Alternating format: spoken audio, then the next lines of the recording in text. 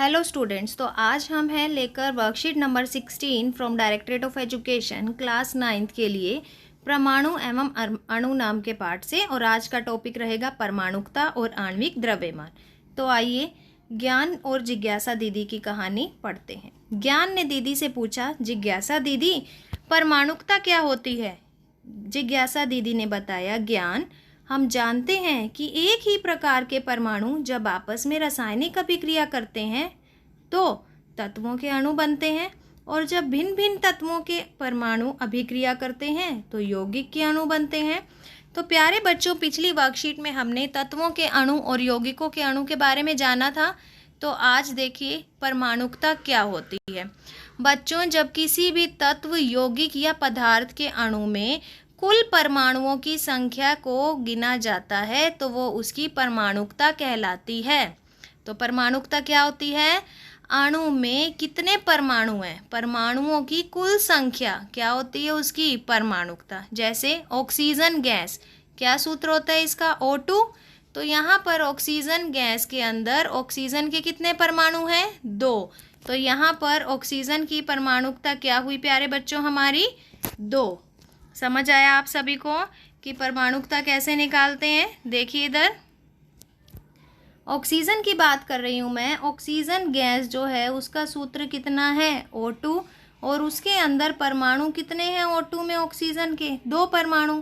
तो इसकी परमाणुकता कितनी हुई? 2। ठीक है, समझ आ गया आपको। अगर मैं बात करती हूँ जल के अणु की, तो जल के अणु का सूत्र क्या है बच्चों? H2O। यहाँ पर H कितने हैं? 2। कितने हाइड्रोजन है हमारे पास? 2। और O कितना है? 1। तो 2 जमा 1, 2 और 1 मिलकर कितने हुए? 3। इसका मतलब हमारा जो जल है H2O, उसकी परमाणुकता हमारी कितनी होगी? 3। ठीक है, पता लग गया आपको परमाणुकता कैसे निकालते हैं। तो चलिए आगे चलते हैं। ज्ञान ने दीदी से पूछा, दीदी वैज्ञानिक किसी भी अणु में उपस्थित परमाणुओं की संख्या का अनुपात और अणु का आणविक द्रव्यमान कैसे पता लगा लेते हैं? अब परमाणुकता जानने के बाद ज्ञान के मन में इच्छा हुई कि मैं ये भी पता लगा लूं कि परमाणुओं में अनुपात कैसे पता लगता है। तो दीदी ने ज्ञान को क्या बताया? ज्ञान वो रसायन के एक नमूने में उपस्थित परमाणुओं के द्रव्यमान की तुलना उसके परमाणु के द्रव्यमान से करते हैं। आपको अगर एक केमिकल दिया जाए तो आप उस केमिकल में, जो कि आपको एक क्या दिया हुआ है? सैंपल। उस सैंपल में कितने परमाणु हैं उनकी तुलना किससे करेंगे आप? उनके खुद के परमाणु से करेंगे। जैसे कार्बन डाइऑक्साइड, तो कार्बन डाइऑक्साइड के अंदर बच्चों परमाणु की संख्या का अनुपात है 1:2। कैसे पता लगा? कितने तत्व हैं कार्बन डाइऑक्साइड में? देखेंगे हम 2 तत्व हैं। कौन कौन से 2 तत्वों की बात हो रही है बच्चों? यहाँ पर आप देखिए 2 तत्व कौन से हैं? एक C है और एक O है ना। अब द्रव्यमान अनुपात कितना दिया हुआ है इनका? 3:8। और अगर मैं बात करूँ इनका परमाणु द्रव्यमान, तो कार्बन का कितना होता है? 12 और ऑक्सीजन का 16। तो 12/16 जब इसे हम सोल्व करेंगे तो आएगा 3:4। अब देखेंगे आप यहाँ पर, एक तो है हमारे पास द्रव्यमान अनुपात और एक है हमारे पास परमाणु द्रव्यमान अनुपात। तो हम दोनों का जब अनुपात निकालेंगे तो हमारे पास क्या आ गया? ये 1:2। इसका मतलब जो हमारा कार्बन डाइऑक्साइड है उसमें परमाणुओं की संख्या में 1 कार्बन है। कार्बन कितना है? 1। और ऑक्सीजन कितने हैं यहाँ पर? 2। ठीक है बच्चों, पता लग गया कैसे निकालते हैं ये। चलिए अब आगे चलते हैं। अब हमें सीखना है आणविक द्रव्यमान क्या होता है। तो बच्चों आणविक द्रव्यमान क्या होता है? किसी भी पदार्थ का आणविक द्रव्यमान उसमें मौजूद सभी परमाणुओं के द्रव्यमानों के योग के बराबर होता है। किसके बराबर होता है बेटा? योग के बराबर। आप देखेंगे यहाँ पर किसी भी पदार्थ का आणविक द्रव्यमान उसमें दिए गए सभी परमाणुओं के द्रव्यमान के किसके बराबर है? योग। यानी हमें सबका क्या करना पड़ेगा? योग करना पड़ेगा। ठीक है बच्चों, तो चलिए कुछ एग्जाम्पल देखते हैं हम यहाँ पर। जैसे आपको पहला दिखाया हुआ है CO2। CO2 का द्रव्यमान निकालिए। तो CO2 में क्या देखेंगे हम? C और क्या है? 2 ऑक्सीजन के परमाणु हैं। तो हमने यहाँ पर लिखा C प्लस 2 ऑक्सीजन के परमाणु। सी का द्रव्यमान कितना होता है बेटा 12 प्लस ऑक्सीजन का कितना होता है 16, लेकिन यहाँ O2 है इसीलिए 16 को किससे मल्टीप्लाई किया है 2 से। तो 12 प्लस 16 दूनी 32, 32 और 12 कितने हो गए 44, 44 और साथ में हमने इसकी इकाई लगा दी परमाणु द्रव्यमान की इकाई जो क्या होती है यू, यूनिफाइड एटोमिसिटी का हमने कल सिंबल पढ़ा था ना कल की वर्कशीट में, तो यहाँ पर हम इसकी इकाई क्या लगाएंगे पीछे यू। ठीक है प्यारे बच्चों, एक और एग्जाम्पल देख लेते हैं हम। जैसे हमारे पास है जल, तो जल में क्या है H2 यानी H का द्रव्यमान जो है उसको 2 से गुना की हमने, प्लस O1 है ऑक्सीजन का रख दिया हमने। जब हम इनको प्लस करेंगे हाइड्रोजन का कितना होता है 1, 2 1 जा 2 प्लस ऑक्सीजन 1 है हमारे पास 16, 16 प्लस 2 18 यू। इसी तरह से आप सभी आणविक द्रव्यमान निकाल सकते हैं। तो आइए अपने क्वेश्चंस की तरफ चलें। फर्स्ट क्वेश्चन है बेटा आपका परमाणुकता किसे कहते हैं। तो आप आसानी से देख सकते हैं परमाणुकता किसे कहते हैं। सबसे ऊपर देखिए, किसी भी तत्व या यौगिक या पदार्थ में कुल परमाणु की संख्या उसकी परमाणुकता कहलाती है। अंडरस्टैंड, परमाणुकता क्या होती है, किसी भी तत्व यौगिक या पदार्थ के अणु में कुल परमाणुओं की संख्या को क्या कहते हैं परमाणुकता। सेकंड पार्ट देखेंगे, copper sulphate HCl S8 NaCl,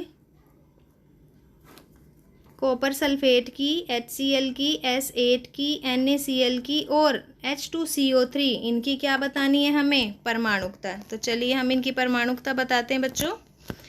कैसे बताएंगे हम इनकी परमाणुकता, अभी मैंने बताया जितने भी इनके अंदर परमाणु हैं सबको क्या कर लेंगे हम प्लस काउंट करेंगे। जैसे कि पहला हमारा क्या है यहाँ पर कॉपर सल्फेट, तो आप देखेंगे यहाँ पर कॉपर कितना है 1, सल्फेट कितना है 1 और ऑक्सीजन के कितने परमाणु हैं यहाँ पर 4, तो टोटल कितना हुआ बेटा 6। तो कॉपर सल्फेट की परमाणुकता कितनी आ गई हमारे पास 6। ठीक है, नेक्स्ट देखिए, दूसरा है हमारा HCl हाइड्रोक्लोरिक अम्ल। अब हम हाइड्रोक्लोरिक की बात करेंगे HCl, H कितने परमाणु हैं 1, Cl के कितने हैं 1, तो HCl की परमाणुकता 2। ठीक है, नेक्स्ट है हमारा S8, तो यहाँ पर परमाणुकता कितनी आ जाएगी 8 आ जाएगी क्योंकि S के कितने परमाणु हैं 8। अगला देखेंगे अब हम NaCl, Na के कितने परमाणु हैं 1, Cl के कितने हैं 1, तो NaCl की परमाणुकता कितनी हो गई 2। ठीक है, आगे लास्ट दिया हुआ है हमें H2CO3, क्या दिया हुआ है H2CO3। तो अब हम देखेंगे H2CO3 की परमाणुकता कितनी होती है। देखिए अब H2CO3, H कितने हैं परमाणु 2, C के कितने परमाणु हैं 1, ऑक्सीजन के कितने परमाणु हैं 3, तो कितनी परमाणुकता आ गई 6। तो सभी की परमाणुकता आप आसानी से निकाल सकते हैं, सिर्फ और सिर्फ आपको काउंट करना है कि दिए हुए तत्व के कितने परमाणु हैं, यौगिक के अंदर कितने परमाणु दिए हुए हैं, तो उससे आप उसकी क्या निकाल सकते हैं परमाणुकता। ठीक है बेटा, सेकंड क्वेश्चन देखिए, जल अणु में परमाणुओं की संख्या का अनुपात परिकलित कीजिए। हमें क्या बताना है, जल अणु में परमाणुओं की संख्या का अनुपात बताना है। ठीक है, तो अभी हम बता देते हैं इसका भी, परमाणु की संख्या का अनुपात। तो जल का बताना है हमें, जल का सूत्र होता है ये, H के कितने हैं परमाणु 2, ऑक्सीजन के कितने हैं 1, हमें उन्होंने कहा है बेटा इनका अनुपात बताओ, तो हम कैसे लिख देंगे 2:1। तो जल में परमाणुओं के कितने अनुपात है 2:1। ठीक है, ये हमारा क्या हो गया सेकंड क्वेश्चन का आंसर हो गया। देखिए अब थर्ड क्वेश्चन क्या है, दिए गए अणुओं का आणविक द्रव्यमान निकालिए। अब हमें क्या निकालना है इनका आणविक द्रव्यमान। तो आणविक द्रव्यमान कैसे निकालते हैं बेटा, अभी आपको बताया यहाँ पर आणविक द्रव्यमान निकालने के लिए उसमें जितने भी परमाणु हैं सभी को क्या कर देना है हमने योग। तो जितने भी परमाणु हैं सभी के क्या जोड़ने हैं, द्रव्यमान। तो चलिए हम सभी के द्रव्यमान जोड़ के अपना एक क्वेश्चन करते हैं।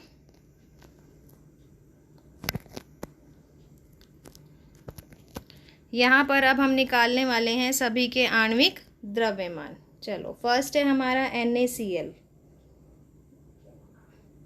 Na यानी सोडियम, सोडियम का द्रव्यमान कितना होता है बच्चों, 23। Cl का द्रव्यमान होता है 35.5। तो आप अब इन दोनों को ऐड करेंगे तो क्या आ जाएगा आपके पास, 58.5 U। U इसका हमने क्या लगा दिया है, यूनिट, मात्रक लगा दिया। दूसरा हमें दिया हुआ है कॉपर सल्फेट CuSO4। Cu का कितना मास होता है बेटा, जल्दी बताएंगे, आपको वर्कशीट में दिखाया हुआ है। चलिए हम देखते हैं वर्कशीट के अंदर। देखिए Cu का द्रव्यमान कितना दिखाया हुआ है आपको, 63.5। यहाँ पर आपको सभी के द्रव्यमान दिखाए हुए हैं। अगर आप अपने आप से क्वेश्चन सोल्व करेंगे तो आप आसानी से कर सकते हैं बच्चों।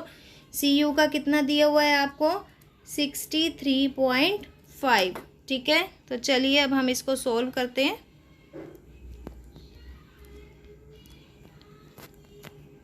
किसका निकालना है हमें, कॉपर सल्फेट CuSO4। Cu का द्रव्यमान कितना है, अभी बताया आपने, वेरी गुड, 63.5। सल्फर का कितना है, 32। O का कितना होता है, 16। बट O के यहाँ पर कितने परमाणु हैं, 4। तो हम कैसे निकालेंगे, 63.5 प्लस 32 प्लस 16 4 जा 64। सभी बच्चे ऐड करेंगे जल्दी से, क्या आंसर आने वाला है इसका, देखते हैं कौन पहले बताएगा। क्या आया बेटा, आंसर इसका क्या आ रहा है आपका, 159.5 U। बीच में हम पॉइंट लगाएंगे यहाँ पर, ठीक है बच्चों।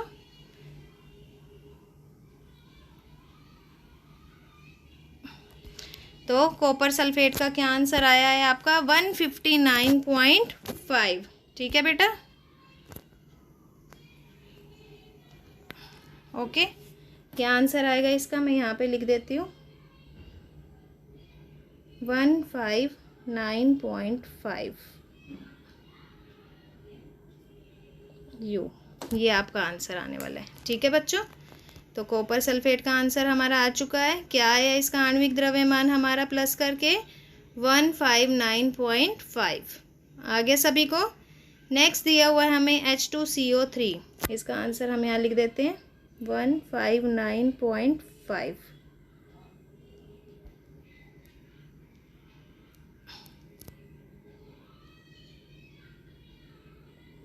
नेक्स्ट है बेटा हमारा H2CO3।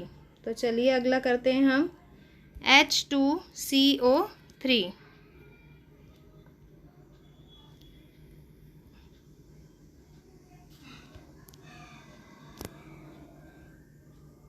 H2CO3, H का क्या है यहाँ पर, 1 होता है, तो 1 × 2 प्लस C कार्बन का होता है 12, ऑक्सीजन का होता है 16, लेकिन यहाँ 3 परमाणु हैं तो आप इनको ऐड करेंगे, 2 + 12 + 48 कितना हो गया बच्चों, 62 U। क्या निकल आया, 62 U। ओके, नेक्स्ट हम करने वाले हैं अपना किसका, वाटर का। तो वाटर का करेंगे, सबसे सिंपल है, आप अपने आप से भी कर सकते हैं बच्चों। H2O, H का होता है 1 लेकिन 2 परमाणु हैं, O का होता है 16। तो क्या आ गया आपका आंसर यहाँ पर, 16 और 2 कितने हो गए आपके बच्चों, 18 U। तो सभी के एटॉमिक मास यानी आणविक द्रव्यमान हम निकाल चुके हैं और आशा करती हूँ कि आपको अब आसानी से ये अच्छे से समझ भी आ गया होगा कि किस तरह से हम परमाणुकता निकालते हैं और किस तरह से हम आणविक द्रव्यमान निकालते हैं। तो बेटा अगर आपको ये वर्कशीट अच्छे से समझ आ गई है तो हमारे चैनल लर्निंग लाइट को लाइक कीजिए, अपने सभी फ्रेंड्स के साथ इसे शेयर कीजिए, और अगर आपने अभी तक सब्सक्राइब नहीं किया तो फटाफट से लर्निंग लाइट को सब्सक्राइब कीजिए ताकि जैसे ही अगली वर्कशीट आए फर्स्ट नोटिफिकेशन आपको तुरंत मिल जाए। Thank you.